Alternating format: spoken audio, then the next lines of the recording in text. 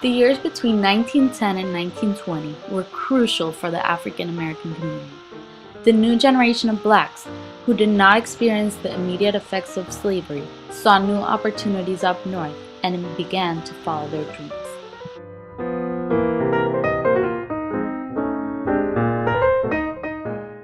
This was known as the Great Migration.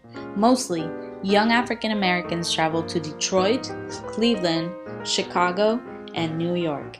More specifically, Harlem. This marked a crucial era in Black history where artistic expression was used as a gateway to civil rights. This was the Harlem Renaissance.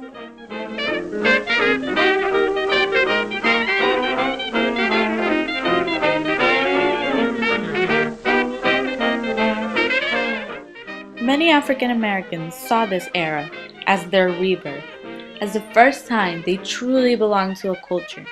And indeed, it was quite the culture. It was characterized by the visual and performing arts, intellectual exploration, and jazz.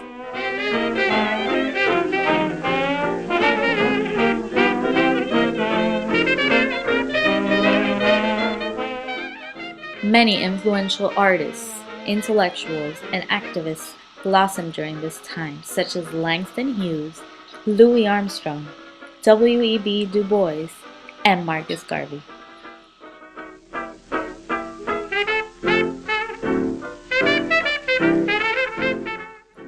Although this time was characterized by a rebirth and an uphill time for African Americans, Harlem faced its hardships as well.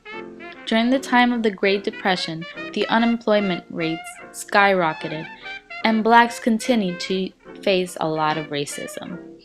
In 1935, there was a famous two-day riot on 125th Street, caused by a false rumor that a police had killed a young man.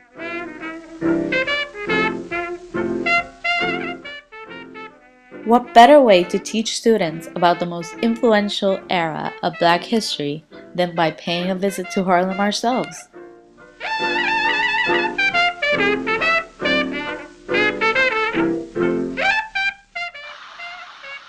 Before going on the field trip, there are many things we need to cover.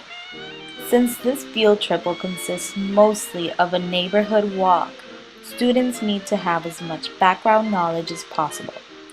We will read the book Sugar Hill by Carol Boston Weatherford.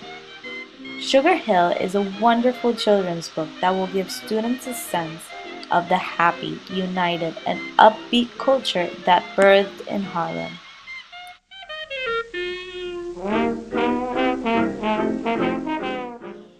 Next, we will read the book The Entrance Place of Wonders by Daphne Muse. This book has many poems for children about the Harlem Renaissance.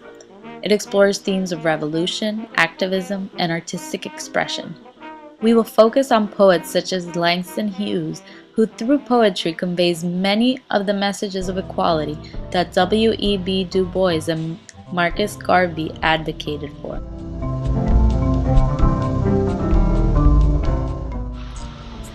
The last book will be The Harlem Renaissance Party by Faith Ringgold.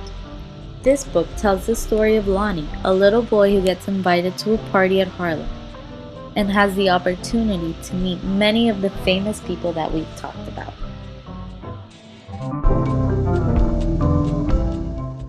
This unit is aligned to the New York State standards on migration.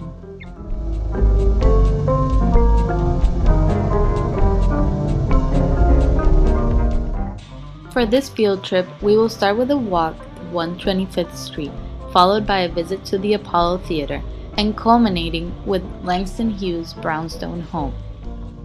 We will go on a school bus to 125th Street, where we will be dropped off right by the train station. Our journey through Harlem will begin. Safety will be a priority for this field trip, so bringing voluntary parents and additional teachers will be necessary.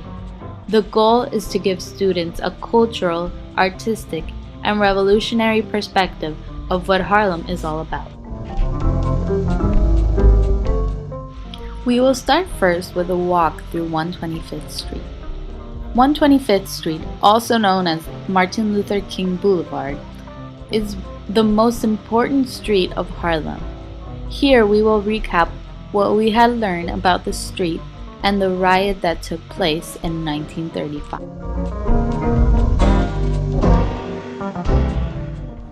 Next, we will be paying a visit to the Apollo Theater. This is a very famous theater where many influential artists from the Harlem Renaissance, as well as from more modern times, have performed. We will be joining the education program that the theater provides, where students will learn about the artistic movement and African American history of Harlem.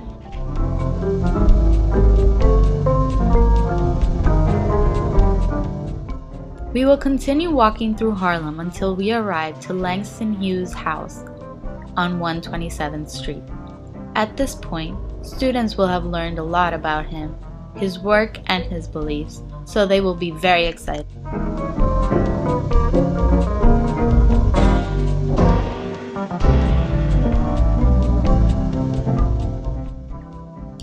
When we come back from the field trip, I want students to make connections between the field trip and the resources used in the classroom.